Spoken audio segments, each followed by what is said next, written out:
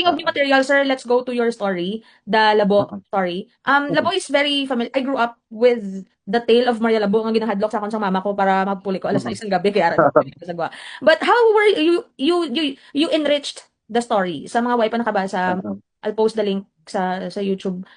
But yun, ginpalawig mo, ginpa mas ginbutangan mo mas unod, mas damo nga background. How did you arrive into that plot? Mm. Miss B, no, ang una-una gid silang objectives ng stories ang labo, no? As with all, I think three other stories na kun nga nagdalaog, ang una gid sa niyang objective is to serve as the mouthpiece sang findings sa akong dissertation sang nag-doctorate ako, no, sa UP.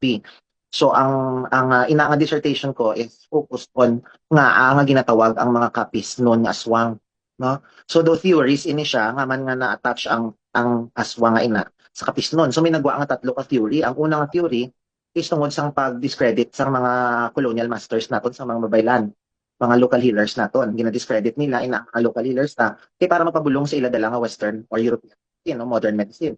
And then gin-discredit nila ang aton nga mga freedom fighters, mga tiponeros naton because wala ni sila sang modern nga mga armas ang aton nga mga katiponeros. So ang ila na mga bangkaw nga mga kawayan and they would attack at night. So para hindi magsunod ang mga tao townsfolk sa mga katiponeros ta, ang nila mga aswang na, hindi ka magsunod sina sa ila.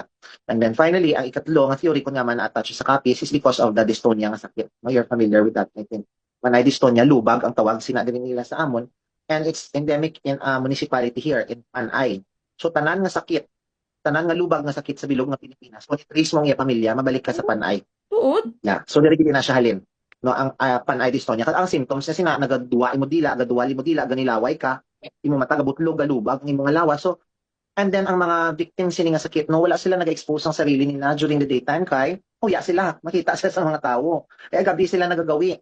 Kaya ini nga sakit is one of the reasons, isa sa theories ang studies ko, isa sa mga rason kung nga man na attach ang aswang sa kapis. And ining dystonia nga theory, you can find that in my third story na one sa Bian Numbera recently, no, it's titled Tigbaliw. Bian Numbera naman na siya this year.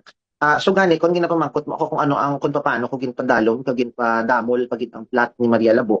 I was working on